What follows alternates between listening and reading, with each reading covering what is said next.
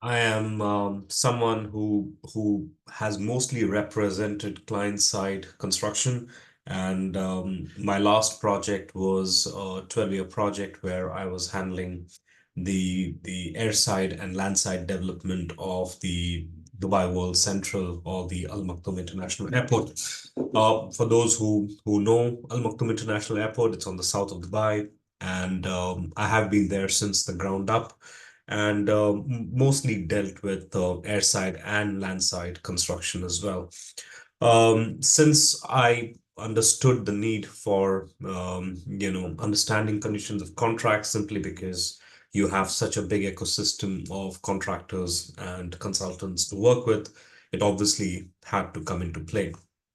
I did see a very, very famous gentleman here called Oliver Lehmann. I don't know if he is still around, but I did see Oliver Lehmann attend this session, which I was quite shocked because he is one of the gurus of project management in the world, and I'm hoping that he can join back in.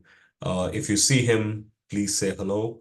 And he is somebody who is, who has written some amazing books on project management. He is somebody who is, whose books are very famous for the project management industry, and I'm very happy to see him today.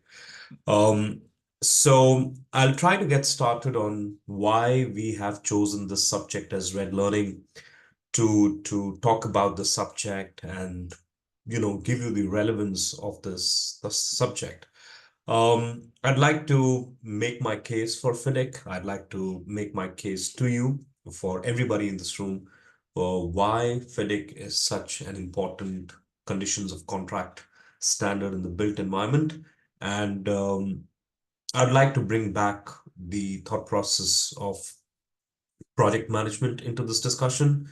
Um, when we look at organizations around the world, uh, 81% or 88% of all organizations give importance to the strategic implementation of project management. They believe project management, especially industries like oil and gas, construction, healthcare, IT, banking, these are all industries that are predominantly driven by projects. And 88% of these organizations really value proper implementation of project management.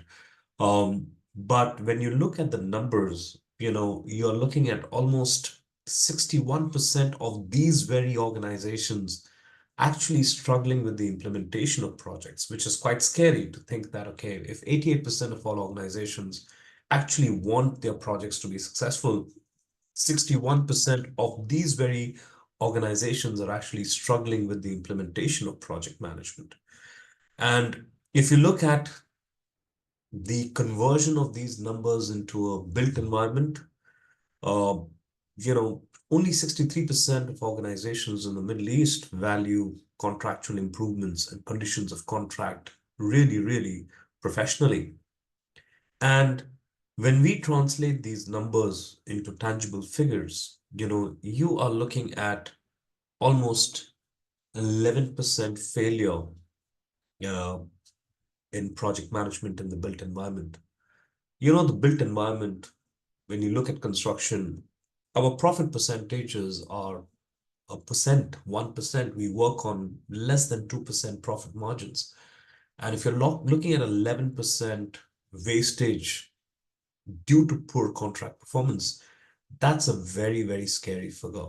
And this is why I thought maybe I should really talk about this subject and try to bring across, the need for understanding good contractual conditions.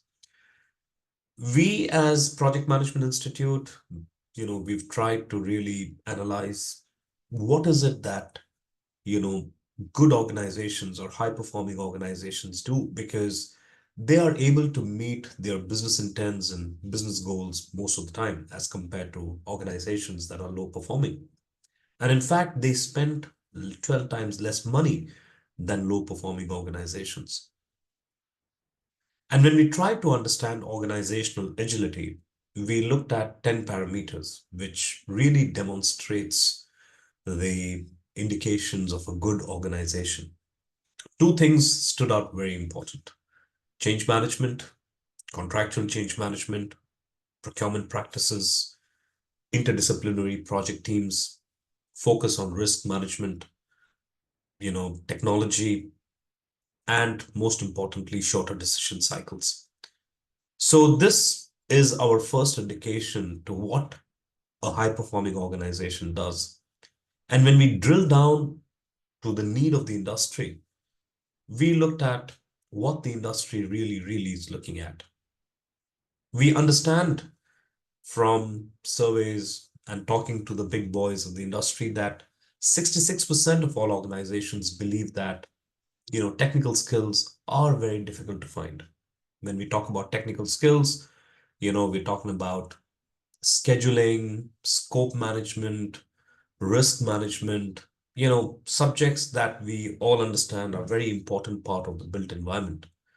But then when we looked further, we we tried to analyze as technical subjects the most important, and then we were surprised when organizations said that it's not technical subjects, it's actually, leadership skills that absolutely define projects. And when we talked about leadership skills, we're talking about communication, we're talking about negotiation, motivation, conflict resolutions. But over the last few years, we have really been surprised at a new trend that's been showing up in built environments, and that is 72% of all organizations believe that their success rate goes high when project professionals align their talent to organizational strategy. And when we talk about organizational strategy, two subjects become very prominent: finance, contracts. So project managers now are expected to really have a good understanding of contractual conditions, because contracts and finance do connect their projects and really align project success much better than, let's say, technical subjects or even leadership skills. So it's very important to understand the need to understand the contractual conditions. In the next 45 minutes or so, I'm going to try and really discuss, the characteristics of the engineering industry, the built industry from a contracts perspective. So I'm not going to go technical. I'm going to try and focus more on the contractual thought process. And I'm going to try and align the FIDIC contracts in its context in the built industry, and why we need to recognize the importance of these standard conditions. Hopefully, we will get the time to discuss a few cases from real situations as well. Let's look at all the industries around. When we talk about a built environment, we have to look at the macro characteristics of a built environment. You know, Obviously, it is brick and mortar, it is Mother Earth. So surely there's a lot of money at stake. The communities are exposed, the local land is exposed. There are questions, ethical, moral, political, that comes into the built environment. Why do we need this? Why should we have this? Why are we acquiring land? There's huge dependency on the Mother Earth factor, unforeseeable physical conditions, adverse climatic conditions, and unfortunately, you know, the biggest macro characteristic of the built industry is that we are really focused on the lowest bidder. I think a lot of times, I don't understand why this concept comes into play, but it's always the lowest bidder concept that we have. I mean, even if you look at open bidding in countries like the United States or closed bidding in countries like the UAE, we still have a preference to go with the lowest bidder. And one of the challenges is really, the risk of financial closure uh, between testing and commissioning and final handover. So there's absolutely very less time given for financial closures. So we just jump onto settlements, we just jump onto closures. We don't bother with claim management, we don't bother with dispute resolutions. So it's really driven by a lot of such characteristics in the Middle East as such. But I also believe that it's the same trend globally. So we are just pretty much in the global environment. We really just replicate and duplicate what's really happening globally. So such macro characteristics need to be addressed given the challenges of the built environment. And when we talk about the micro characteristics, I think you are looking at an industry where the multidisciplinary aspect is quite heavy. Unlike other industries, for example, I don't want to take names, but construction industry and the built industry, the engineering industry is one industry where almost, there are several work packages, people from different work packages, people from different functions, contracts, finance, quality, technical, work, labor, unskilled, skilled, everybody coming together to pull off a job. And you end up, working with people you've never even worked before, whether it's virtually, whether it's locally, whether it's internationally. And this kind of globalization brings in people from different nationalities, different culture, different business culture, different ethics, different socio environmental ethics, and different ways of working. So you are in a very, very, complex environment, even if you look at it from a micro perspective. And obviously, the technical complexity of these projects, I don't need to tell you. So when you look at the macro and the micro, you are looking at a pretty complex industry. And given the nature of everyday business for the industry, you're looking at a lot of unpredictability and risk. You're looking at everybody wanting fast progress. Innovation is quite a challenge in the industry, but we are still looking at innovative solutions coming into the industry. Ever since the COVID has happened, we are looking at, you know, a lot of AI and machine learning and robotics being introduced to the industry. I mean, I don't know how much are we going to leverage out of it, but I'm really hoping that the construction industry, which is pretty non-innovative in my opinion, does move on to taking up more innovative measures. So price tags are attractive and results are expected. Progress has to be fast. And given all of this, you are working in an extremely context, extremely multifunctional environment. So I would really want you to understand the perspective of the industry before we start talking about the industry. And whenever we look at drivers that are absolutely going to define the industry, you must understand that finance is going to make work less troublesome. Engineering, front-end planning will make this industry less troublesome. But most importantly, what I believe is if all parties have recognized conditions of cooperation, many a times the intent of putting across a contract is forgotten. The intent of looking at a build contract is to really look at proper risk management, is to understand which party should own the right risk. And unfortunately, we are focused on progress, we are focused on delivery, but we forget that we have a working relationship. And to put those conditions of cooperation together is very, very important. So understand the drivers that make engineering and construction strong. Understand that your industry is driven by less than 2% of profit margins. So the interest rates, the economic factors within the country make a lot of difference. Finance makes a lot of difference. Engineering, especially front-end engineering, makes a lot of difference. You must recognize, most importantly, that when you work in a multifunctional department or a multifunctional environment, the working conditions, the responsible conditions of working together must be set correctly. In order to achieve this, FIDIC looks at recognized conditions of cooperation. In my perspective, that's really why FIDIC comes into play.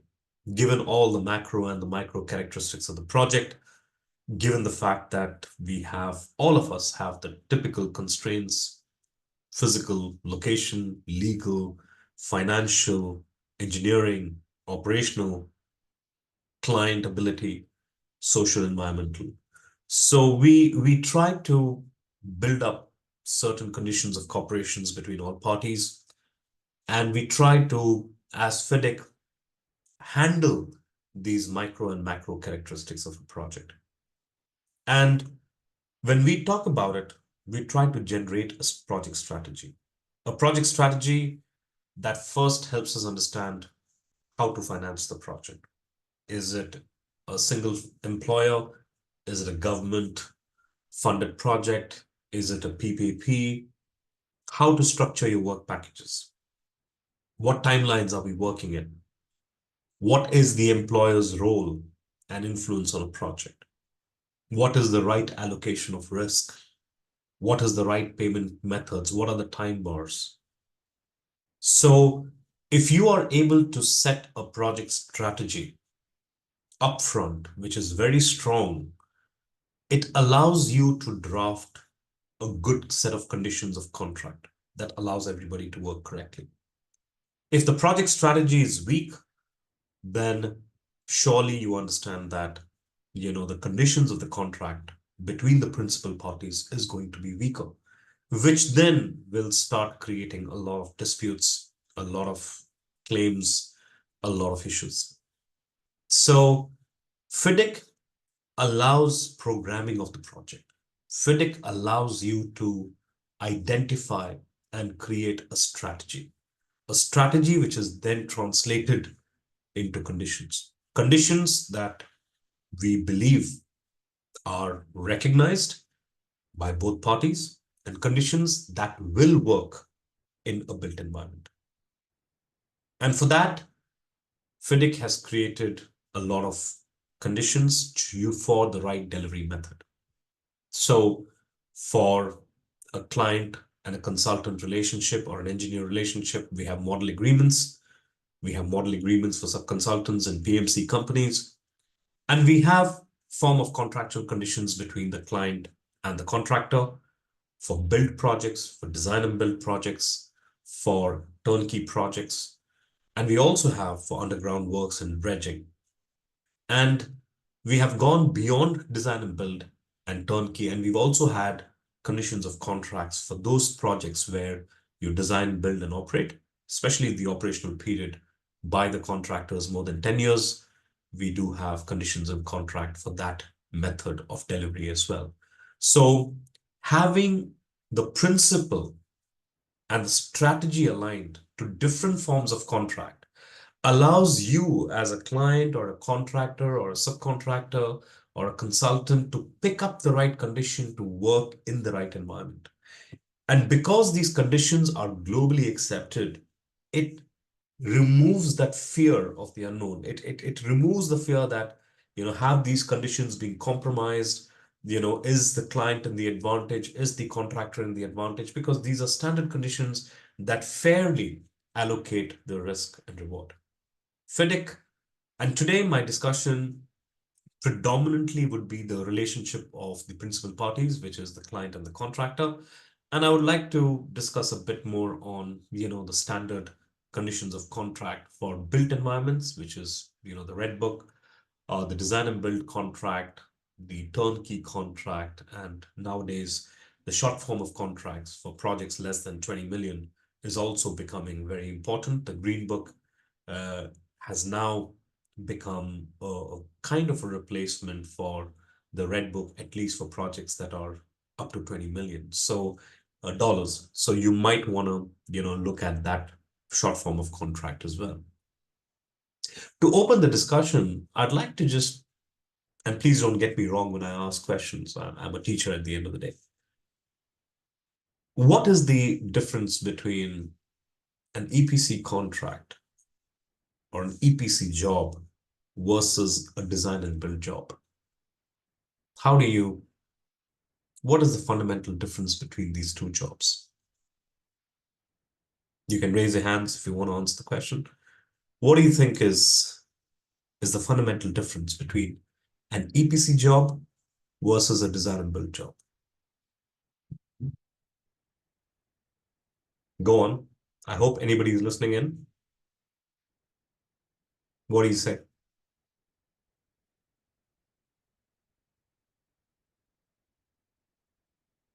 Anybody who understands the difference between an EPC versus a design and build? Rushti, Pradeep, Hanan, Hannah? Nope. All right.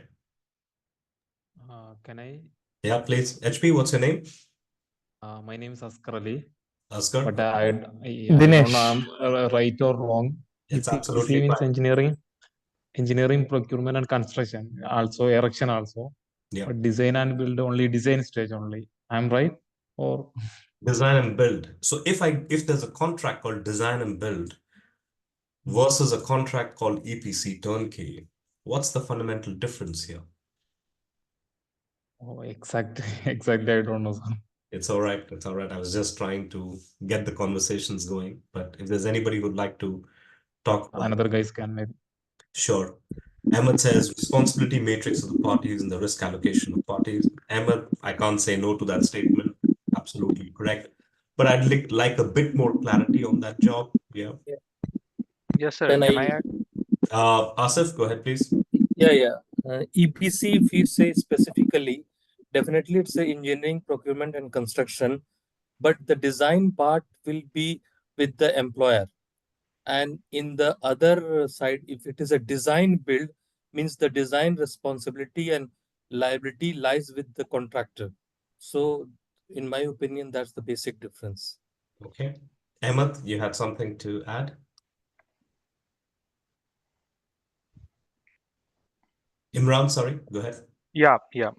Same like what Asif said, that design build is the responsibility. The contractor take the responsibility for the design and the building, while in the EPC, it's engineering means it's making the detail of that design, means they are creating the shop drawings.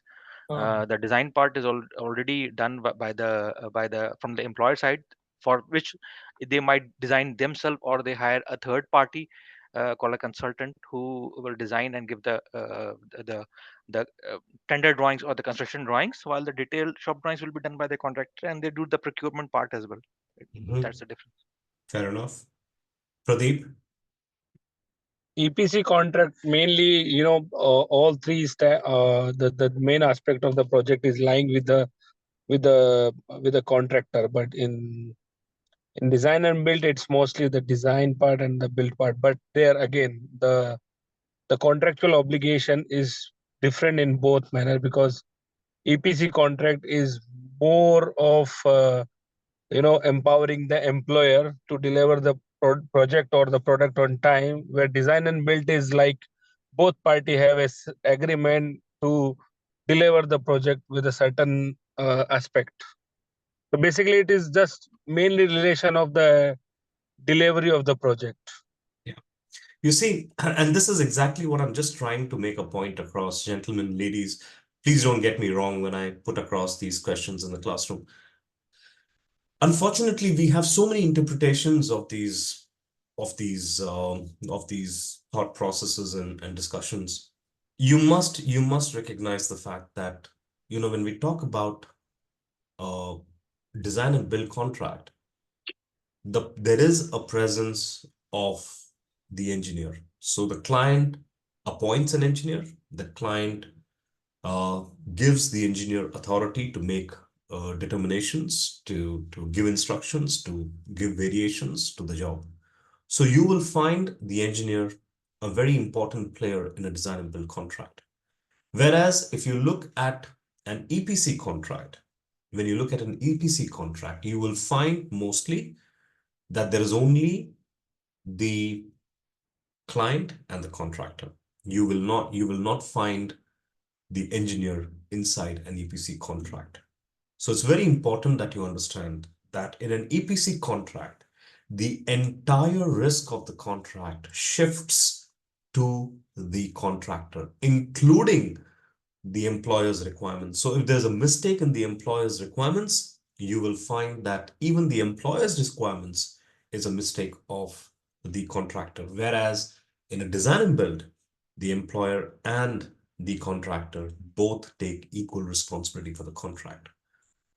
And this is what I just wanted to prove. This is what I wanted to just make a point across, and that is understand contractual conditions, because you could be working in an EPC contract at one time, or you could be working in a design and build in the second project. So understanding the conditions of the contract is very, very important. Understanding what are these conditions that make up the contract, how is it different in working in an EPC contract versus a design and build, becomes very, very important.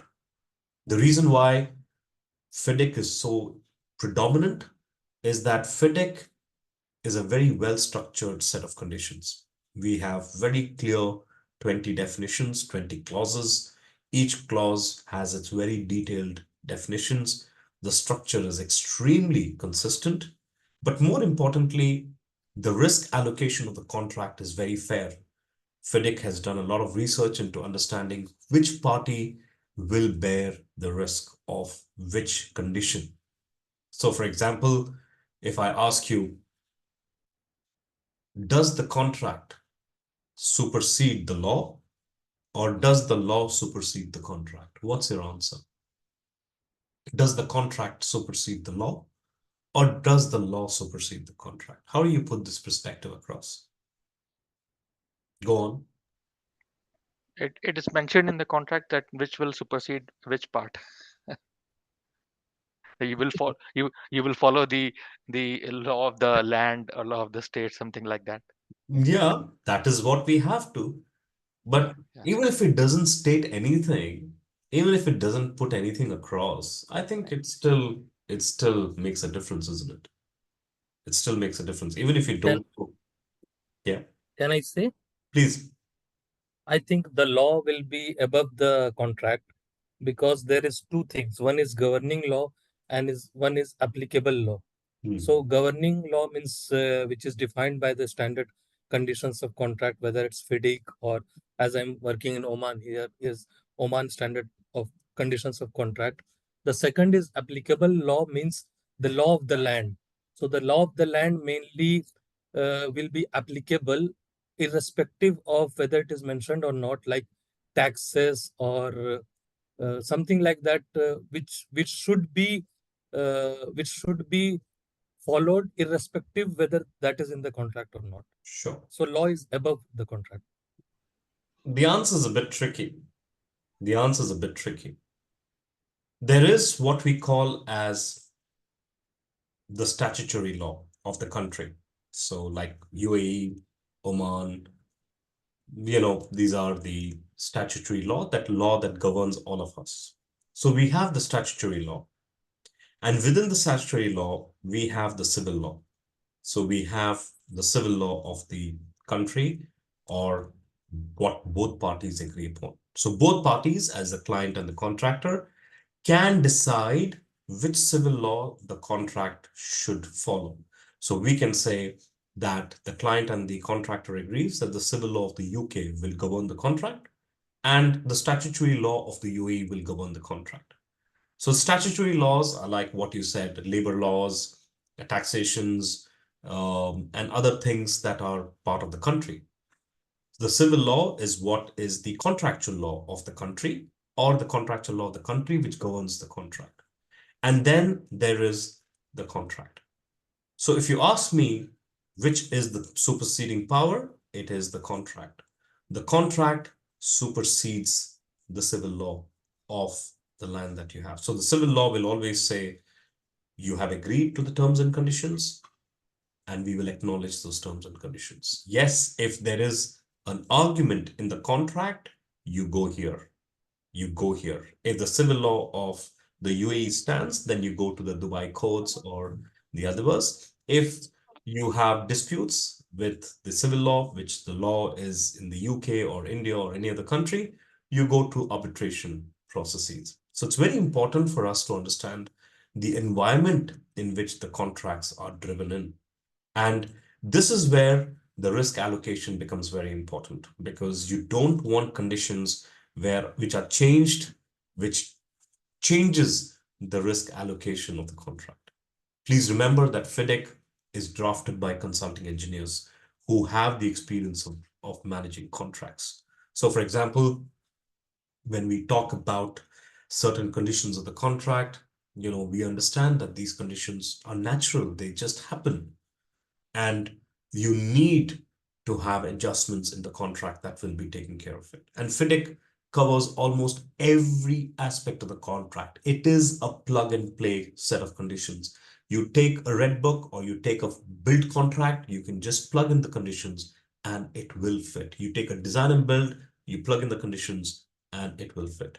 And that's why it has created a very positive image. That's why it has got a serious acceptance around the MENA region, around the Asia Pacific region, around Europe and Latin America. Please remember that FIDIC, the reason why it's so in vogue is because since the conditions are so well drafted, it really reduces the risk of corruption. It balances out the contract.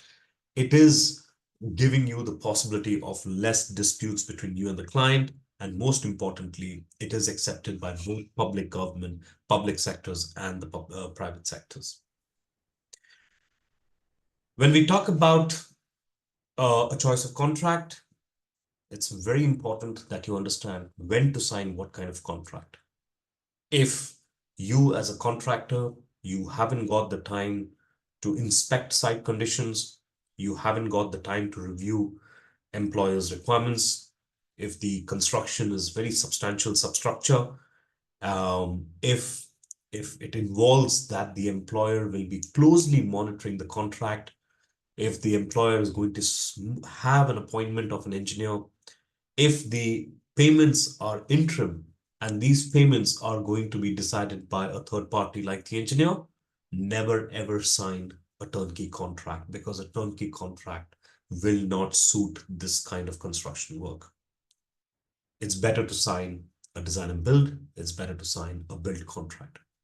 So the choice of contract is absolutely crucial for a project success, because the time bars are well defined in a contract. And if you do manage to sign the wrong contract, you will have some serious consequences. I mean, I don't want to name projects within the UAE, but there are lots of projects even today that are running years and years, as delays, and obviously gone millions over above budgets because of the fact that they simply did not have the right conditions of contract.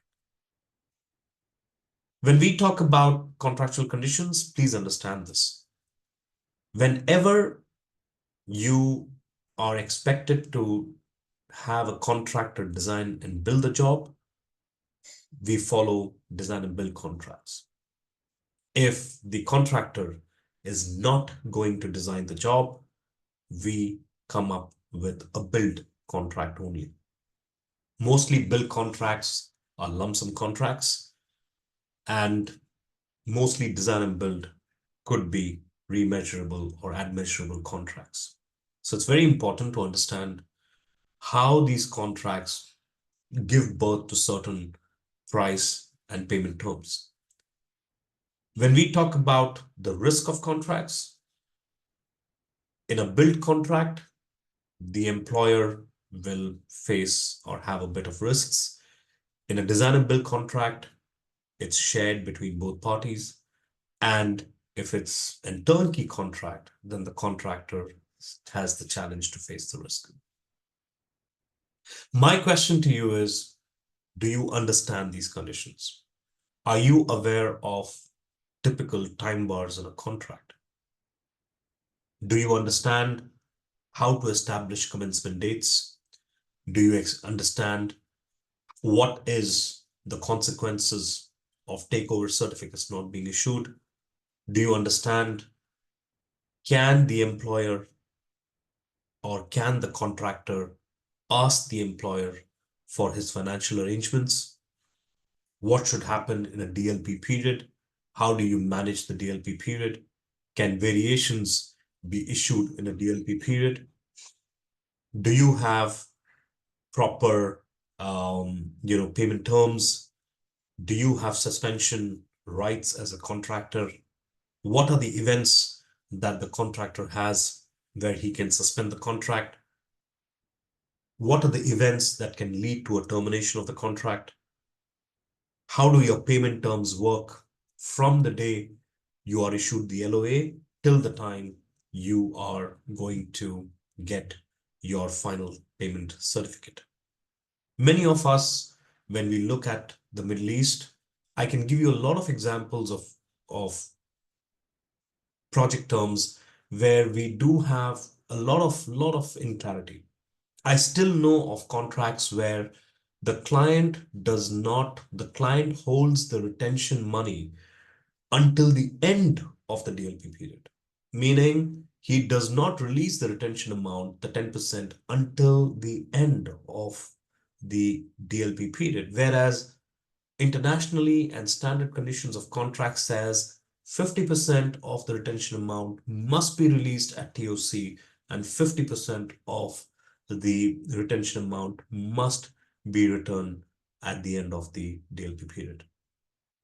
There is no clause in any contract. If you look at it, if you look at your own contracts, you will find that the client has removed a section of the contract which is allowing the contractor to ask the client for his financial arrangements.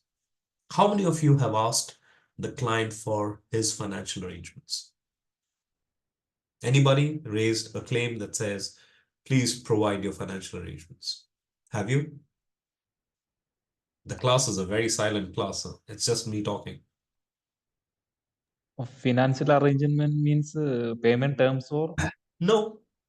no? Okay. I want to know, Mr. Client, you are supposed to pay me for the job, right? What are your financial arrangements? Have you made financial arrangements to pay me? Okay. We don't. And then if the client does not pay you, or if he goes into a financial situation, we have no condition in the contract that allows us to suspend the job. We are forced to complete the job. Because only when the client is not able to prove his financial conditions does it give you the right as a contractor to suspend the job. Excuse me, I would like to interrupt. Sorry, Asif, go ahead, please. Yeah, actually, what you are saying is 100% correct, that we never ask the employer that show your cash flow. Definitely, the employer will ask from us, give us the program, give us the cash flow, everything they can ask, but we never asked. But there is a clause like in Oman Standard Conditions of Contract, clause 41, which says that if your payment is certified and if there is that 60 days of payment, there is a 7% interest which can be claimed to the employer if the payment is delayed. Correct. So one way this can safeguard up to a certain extent, and in some cases we have received that interest charges. Yeah. So the better way, what you are telling, that we should ask the source, like what is your cash flow strategy and how you are going to pay. That's the best strategy. But interest on delayed payments can also cover up to some extent this risk. Yeah, and if but that go beyond, then we will have the option to stop the work or something like that. again, so now you are compromising one condition with another.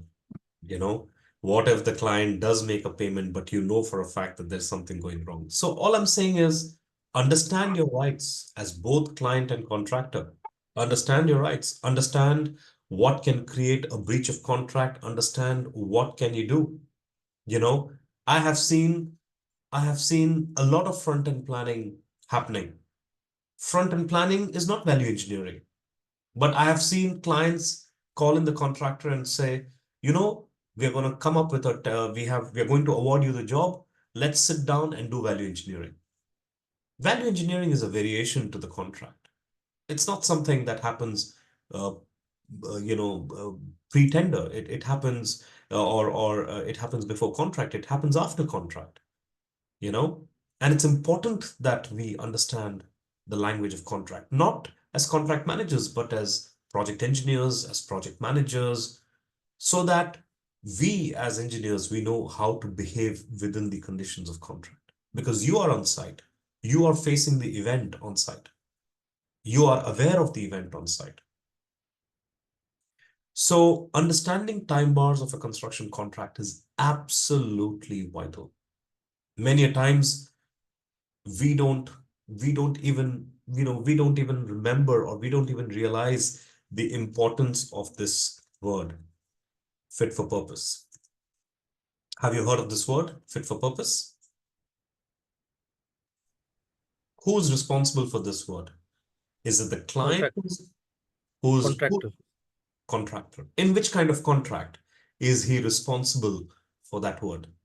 Like EPC, fit for purpose means the deliverables, like the projects which we are handing to the employer, it should be serve the intended use, intended purpose for what it has been. It should be operational.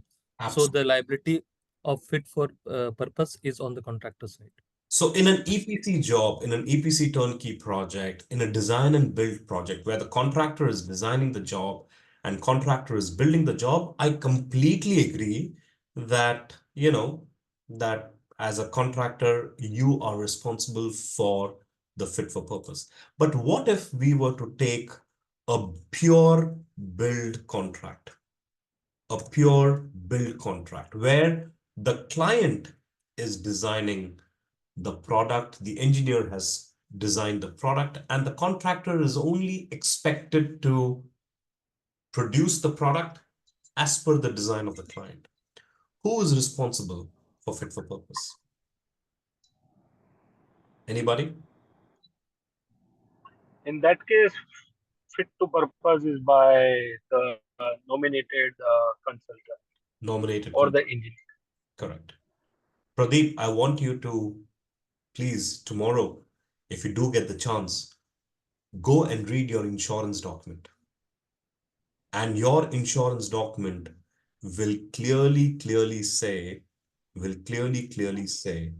that you are not covered for fit for purpose. The insurance documents are not covering you for fit for purpose in a built environment.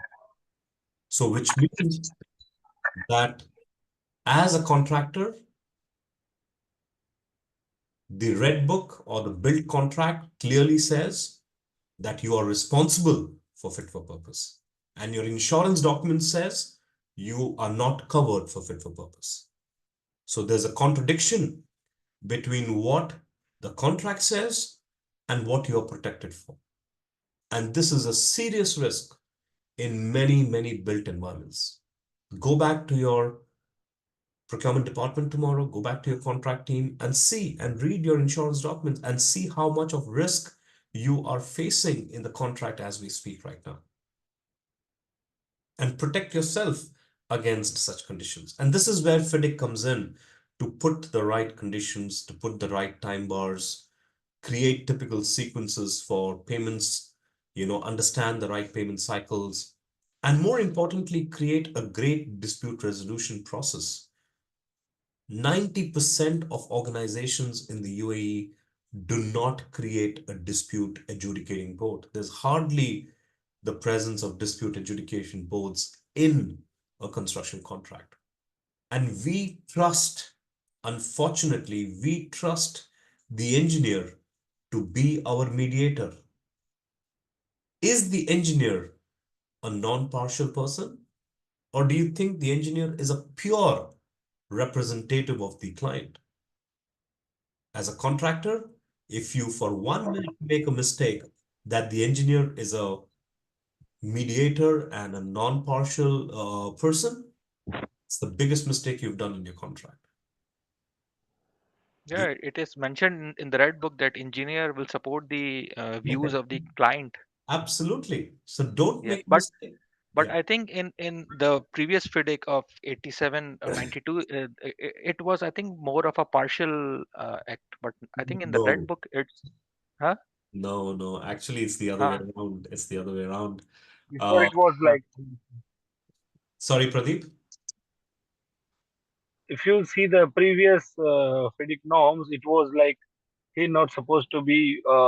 He need to analysis the scenario and then he has to give his judgment. But Yeah. the new FIDIC book says it should be more of client oriented. Well, I think it's always been. I mean, as much as even Phoenix says, I am not sure if the engineer is ever going to be a representative or a non-biased person. Yeah, he cannot be a part of DAB unless until it is not defined in the communication metrics. Even Pradeep, I think, I would never bring him into the DAB. Absolutely. He's never No. part of, even if my Even the engineer is drawing salary from the client as well. so how do you expect him to be fair? Yeah. Absolutely. Yeah. So I think that's where engineers who've just come into the business, engineers who've just stepped up into contracts must recognize how do you see each parties? How do you see the PMC? How do you see the engineer? How do you see your subcontractors? Can the contractor raise an objection to a nominated subcontractor? Can a contractor raise an objection to a nominated subcontractor? He can notify. He cannot object. Subjective to the contract terms and agreement.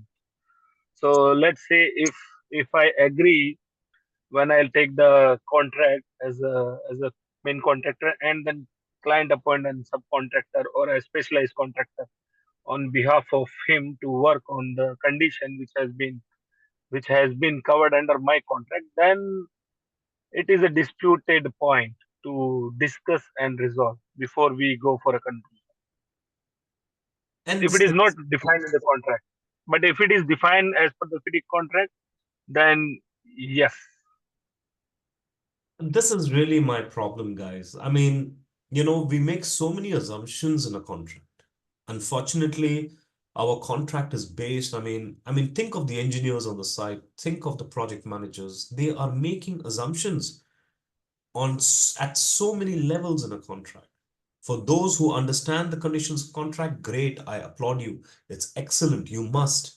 But for those who don't understand the conditions of the contract, I mean, project management for you is simply this. You price and you pray. This is this is UAE's strategy of risk management. We price the job and we really, really pray that nothing goes wrong. Because if something goes wrong, we do not understand whether the conditions of contract are in our favor. So please understand the language. Please look at how do you set up disputes? How do you resolve disputes? Um, even the priority of documents that we really look at. I mean, I still find after so many years, still ambiguities coming up in priority of documents. I still see a BOQ as part of the priority documents. I still see that, there are, certain documents, the specifications. There's always a debate on drawings and specifications. Which one comes first? And as seasoned professionals, I think this is so clear to us. Why do we still have ambiguities in priority of documents? Why are we still debating over it after having 10, 15, 20 years of experience? Because the contractual conditions are not clear. The contractual conditions don't make it a point to emphasize and clarify everything so that there's no ambiguity in those areas. We still use in the priority of documents documents which were used at the tender stages, even they become part of the priority of documents. It creates so much of gray areas in a contract, and it leads to so many disputes. So priority of documents must be something that's absolutely clear. The risks of contracts, you must know under which subclauses, the contractual risks are absolutely handled. There are so many contractual clauses that are purely looking at risk management, change of legislations, adverse climate, force majeure. One of my favorites is that the problem all of us have is the moment we sign a lump sum contract, we think we can never trigger a rate change. That once the BOQ has been finalized, and the lump sum contract rates have been defined for whatever the duration of the contract until your performance certificate. You can never touch the or trigger rating changes. That is absolutely nonsensical. You can trigger rate changes at any given point in time, given the conditions if they happen. If I ask you in today's world, does your quote validity go beyond 15 days? I'll be surprised if your quote validity is beyond 15 days, given the fact, given the market conditions, and given the neighborhood that we are in right now. I mean, I'm surprised that we will have a quote validity for 7 days in the future. And yet, our contract is exposed to risks. Our extension of time claims are not clear. Unforeseeable physical conditions are not clarified properly. How do we handle delayed payments in a Sharia environment is not clarified clearly. So it's important for us to understand those conditions which handle risks. We need to understand variations. We need to understand our right to vary. And we need to learn till what time can there be variations during a DLP period. Because we all understand that variations can be issued until the takeover certificate. We all understand that. We must understand, how do we handle value engineering? When do we handle value engineering? What is value engineering? Because unfortunately, in UAE, value engineering means only one word. Keep everything the same, try to find a way to reduce the cost. This is our definition of value engineering. And this is what we live in. Value engineering has got so many explanations and derivatives to it. We must remember that FIDIC itself has gone through a lot of, enhancements. But still, if you look at a lot of contracts around UAE, many companies are still using 1987 versions. Most companies have moved on to the 1999 versions. And we still have a certain, I think the Green Book is now in the 2021 version. I would really appreciate if, the Green Book, if you guys can get your hands on the Green Book, see how the Green Book has been drafted. It really, really helps you to understand that the 2023 version of the Green Book is really, really, it kind of overrides the Red Book to some extent at the moment. So if you're working in a construction contract that's less than $20 million, my recommendation is to read the conditions of the Green Book rather than the Red Book. I see Oliver is here. Oliver, thank you for coming in. It's our honor to have you in this lecture. It's not a lecture, it's just a small introduction on FIDIC. We're very happy to have you. I have read your books. I have passed Thank you. on your books. So, having you here is excellent. I would like you to say hi to my set of attendees and add your 2 cents to the class.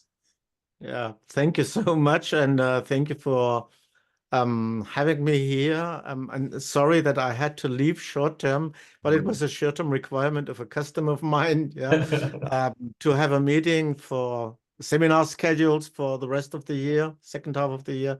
So it's very hard in such a moment to say no, as you probably know. We all work on the contract. We are contractors. I think most of your audience here are people who work as contractors in construction, if my understanding is correct of you. Maybe some of them are customers, or they are prime contractors, which means you are the customer and you have contractors, subcontractors at the same time. You're somewhere like a ham in the sandwich. That's an interesting topic. And the interesting topic about construction is should in theory be far more mature than other industries where you find a lot of contracting today. What we see is that project management is moving from a more internal discipline, where a company does something for its own purposes, something to support the business, it moves to being the business. Now projects are the business. We have contractors that sell project work to customers who buy the project work. Yeah. And the project is no more just supporting the business, it is the business. And for a contractor, this project is a profit center.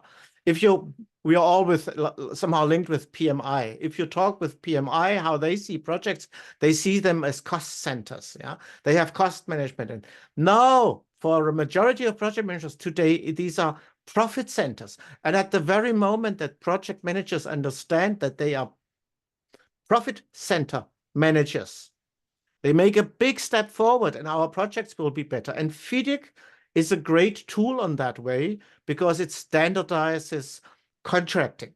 I think that's the big benefit that we have from FIDIC. Unfortunately, only for construction. Yeah, maybe big infrastructure projects. We don't have it for software development, IT, rollouts or whatever it is. Yeah, we don't have it there. Yeah, so I think what you're doing is a great job. It's an important job, and we need more of that, not less of that, more of that in other industries as well. Sure. I think as much as we talk about agile and we talk about all of these new thought processes coming into the industry, especially from the software, I do believe that, having pure, beautiful conditions of contract drafted by century-old FIDIC really standardizes the behavior of all parties in a contract, and it allows a very, very streamlined relationship, because this is the time we work with each other for the first time. So thank you, Oliver. Great to have you here. Appreciated your time. Thank you. Thank you. Yeah, as I was saying, remember that the recognition that FIDIC has around the world is absolutely heavy, except for the United States, where you have the Uniform Commercial Codes and the federal agency regulations coming in. But countries like Saudi Arabia now are majorly driven by FIDIC, and given the construction cycle that is coming up in Saudi Arabia, you must look at knowing these FIDIC conditions of contract, especially the 1999 versions and the Green Book 2023 versions. You must recognize your claims. You must recognize what are the events that can lead you to put across your extension of time. But more importantly, you must also know how to prepare and substantiate your claim. What conditions give what birth and what kind of claims to you. For example, if there's a force majeure, can you claim time, cost, profit? If there is a lack of possession to site, can you claim time, cost, profit? If there are delayed drawings, what can you claim is the most important thing. It's not about a variation coming in the client that you can claim time, cost, and profit. Sorry, for example, many a times what happens is there is always going to be an unforeseeable physical condition on site. There's going to be a contractor who's going to face an unforeseeable physical condition that he was not able to identify during tender stages, and he may raise a claim to the client, and the client will subtract the claim because there is a favorable condition on the other side of the town. So the other side of the site may have a favorable condition. This side of the site may have an unfavorable condition. So the engineer will subtract the favorable condition with an unfavorable condition. So is that something that the engineer can do? Is that something that the engineer is allowed to do?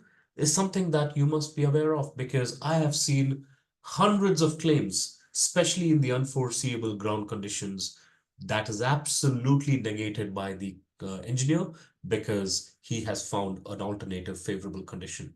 We must recognize such practices. We must understand what should you do when you are faced with a certain situation on site.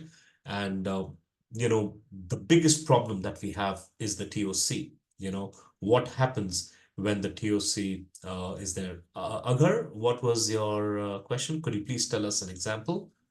So for example, if you're looking at an unfavorable condition, let's say you found a manhole on site, or let's say you found a different level underground. And you obviously did not identify that during the tender stage. So you raise a claim. And the client can tell you, or the engineer can tell you, well, on the other side, the conditions are much different, but that is a positive condition. So I will cancel your negative condition with a positive condition. That's how it works with most contractors. Understand your claims procedure. Understand that claims are time bars, meaning that if you do not claim within a certain period of time, you lose your right to claim. Many contractors make a big mistake with this identification, meaning they feel that within 28 days, they have to fully substantiate the claim. But what contractors don't realize is that within the 28 days, it is important for you to notify the client of the claim procedure, and then you can substantiate within 42 days of the event happening. So you have 42 days to provide your substantiation of the claim, not 28. And what happens is, because they try to substantiate in 28 days, they lose their right to claim because they're not able to put forward a strong claim to the client. Understand your claim procedure. Understand the importance of documentation, because if there's a dispute and you move to adjudications, then what will protect you is records and documents. It's important that you understand that procedures of work, your daily reports should be acknowledged by all parties involved, and you must have the engineer look at it. Many a times, the engineer fails to attend tests on completion. Many a times, you will find that the engineer fails to attend tests on completion. The question is, what do you do? How do you react to this situation? If I ask the class now, what the class would tell me is, well, we'll just wait for the engineer to show up. The engineer will show up after a couple of days. We will do the test again. And that is a delay tactic that you will find at many times. How do you handle the engineer when he fails to attend test on completion? Because what contracts say is that if the engineer fails, you deem that the test has approved. What happens if the engineer fails to issue a TOC? The contract says that you can deem that the TOC has been issued. But these are such gray areas in a contract, because if you make the assumption that the TOC has been issued, then you really will face a lot of consequences with the bank. So sometimes having such words in a contractual language can put both parties at risk, can lead to a lot of disputes. So record keeping, having your documentation is very, very important. Make sure that you ensure your final claims are done correctly. When we talk about the changes that are happening to the industry, it's a very important time to the industry, because what has happened is PMI has tied up with FIDIC. PMI has tied up with CII, which is the Construction Industry Institute, to come up with a new certificate, which is called as the PMI-cp, or PMI Construction Professional.